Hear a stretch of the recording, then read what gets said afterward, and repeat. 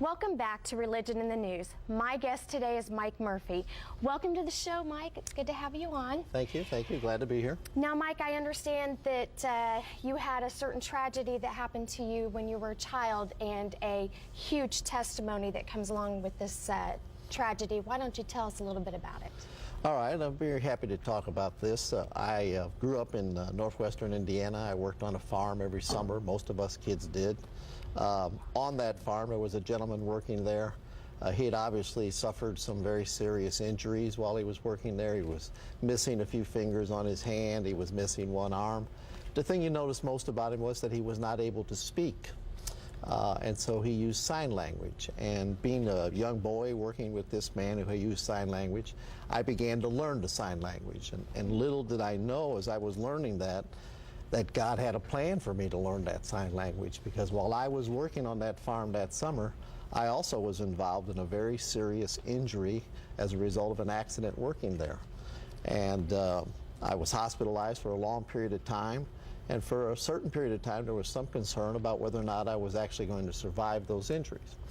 As it turned out, there was a doctor located here in Indianapolis, Indiana, who studied on my case and was confident that he was going to be able to pull me through and restore me to health. That would require me to come to Indianapolis and work with that doctor. Mm-hmm. And so I came to Indianapolis and I was entered into the hospital. And the second day I was there, the doctor came by to see me.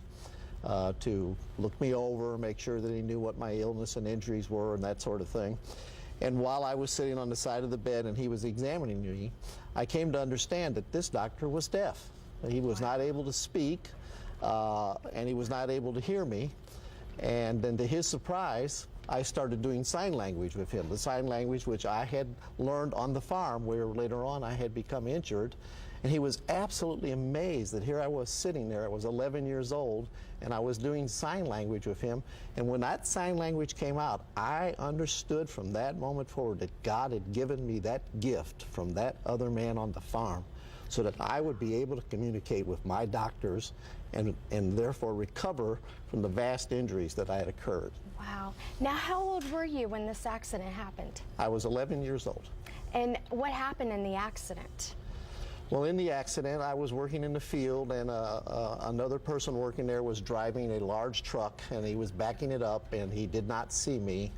And basically what happened was he hit me with the back of that truck bed, hit me on the back of my head, and I still have the dent there where that truck hit me, knocked me down and ran me over. Wow. Flattened me like a pancake is basically it. They got me to a hospital in Gary, Indiana.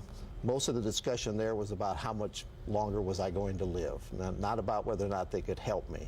Right. But God had another plan for me, and I've often looked back on my life and understood that the fact that God had put this man here who used sign language, and that I was going to have a doctor who would need sign language, the connection there was just unbelievable. And I've never forgotten the amazement on that doctor's face when I sat up on the side of that bed with him the first time I met him and started doing sign with him. Right. I mean, so after that, there was nothing he and I couldn't fix after that. Right.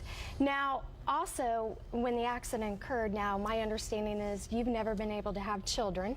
That's correct. So, and I know because you're my stepfather, but God blessed you with a wife and 2 kids already, and you know, that was a great thing that happened in your life, meeting my mother.